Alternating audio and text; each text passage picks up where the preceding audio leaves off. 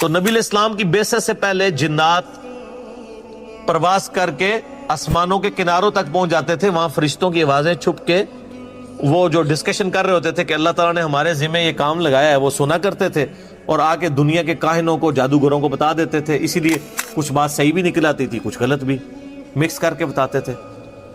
تو یہ جنات کہتے ہیں کہ ایک تو ہم نے یہ قرآن سنا تو اب ہمیں پتا چلا کہ اچھا کچھ عرصے سے ہم جب آسمان کی طرف جاتے ہیں تو آسمان پہ سخت پہرے لگے ہوئے ہیں فرشتوں کے، جو ہمیں اوپر نہیں جانے دیتے اور قریب نہیں لگنے دیتے اور فرشتوں کی باتیں نہیں سننے دیتے، اور ہم پر شہاب ثاقب فائر ہونا شروع ہو جاتے ہیں، میٹرائڈز.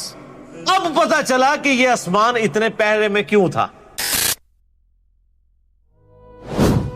قل اوحی الی انہ استمع نفر من الجن، اے نبی علیہ السلام آپ فرما دیجئے کہ میری طرف وحی ہوئی ہے اس بات کی کہ بڑے غور سے سنا ہے قرآن کو جنات کی ایک جماعت نے.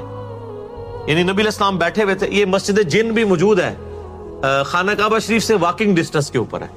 اب وہاں پہ مسجد جن بنا دی گئی ہے جہاں پہ نبی علیہ السلام بیٹھ کے، یعنی وہ کسی درخت کے نیچے یا کسی ایک چھاؤں کے اندر بیٹھ کے نبی علیہ السلام قرآن پڑھ رہے تھے، تو جنات کی ایک جماعت وہاں سے گزر رہی تھی، انہوں نے قرآن سنا، ایمان لے آئے. فقالوا انا سمعنا قرآنا عجبا، تو انہوں نے آپس میں گفتگو کرتے ہوئے کہا کہ ہم نے تو آج ایک عجیب قرآن سنا ہے، یہدی الی الرشد، جو راہ دکھاتا ہے ہدایت کی طرف. فآمنا بہ، بس ہم ایمان لے آئے اس کتاب کے اوپر. مسلمان ابھی تک ایمان نہیں لا پا رہا. قرآن اس نے یعنی مردے بخشوانے کا ذریعہ بنایا ہوا ہے، حفظ کا ذریعہ بنایا ہوا ہے، محفل قرات کا ذریعہ بنایا ہوا ہے، لیکن قرآن کی تعلیمات کے اوپر ابھی تک اس کی توجہ نہیں ہے. اور ادھر جنات کو دیکھیں کہ ایک ہی دفعہ راہ چلتے ہوئے نبی علیہ السلام کو قرآن پڑھتے ہوئے سنا تو انہوں نے کہا یہ تو کتاب ہدایت کی طرف رہنمائی کرتی ہے، ہم بے شک اس کے اوپر ایمان لے آئے. وَلَن نُشْرِكَ بِرَبِّنَا أَحَدًا، اور ہم ہرگز شریک نہیں بنائیں گے اپنے رب کے ساتھ کسی اور ہستی کو. یعنی ایمان لانے کا مطلب ہی توحید ہے.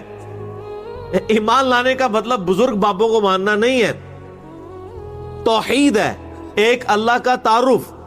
اور توحید بھی صرف اللہ کو ماننا نہیں، اللہ کی ماننا اور اللہ کے ساتھ کسی کو شریک نہ ٹھہرانا. اللہ کو تو سارے ہی مان رہے ہیں، مسئلہ ہے ہی سارا شرک ہے، مسئلہ سارا ہی ٹوٹل اوبیڈینس آف گاڈ کا ہے. تو پہلی جناب نبی علیہ السلام کی تلاوت نے ان کی کایا کلب کر دی.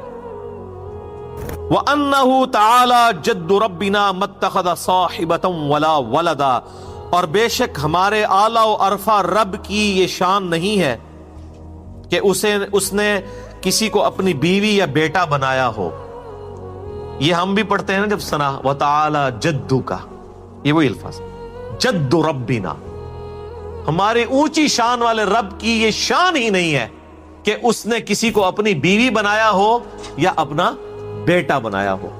یعنی بنیادی وہی توحید کی دعوت ہے نا. قل هو اللہ احد اللہ الصمد لم یلد ولم یولد ولم یکن لہ کفوا احد. وَأَنَّهُ كَانَ يَقُولُ سَفِيهُنَا عَلَى اللَّهِ شَطَطًا، اور یہ بھی راز کھل گیا کہ ہمارے احمق لوگ اللہ کے بارے میں ناروا باتیں کرتے رہے. ان کو بھی ان کے مولویوں نے گمراہ کیا ہوا تھا. جب انہوں نے اللہ کی بات سنی اللہ کے پیغمبر کی زبان مبارک سے تو انہوں نے کہا یہ ہمارے بزرگ بابے ہمیں کیا کیا سکھاتے رہے ہیں.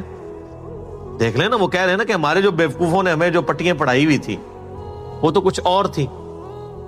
اچھا آپ دیکھیں، آپ کو سیم اینالوجی یہ بھی نظر آئے گی ہمارے اس معاشرے کی بھی، کہ جب پہلی دفعہ کسی پہ حقیقت توحید آشکار ہوتی ہے تو وہ سب سے پہلے یہ کہتا ہے یار سانو کہڑے پاسے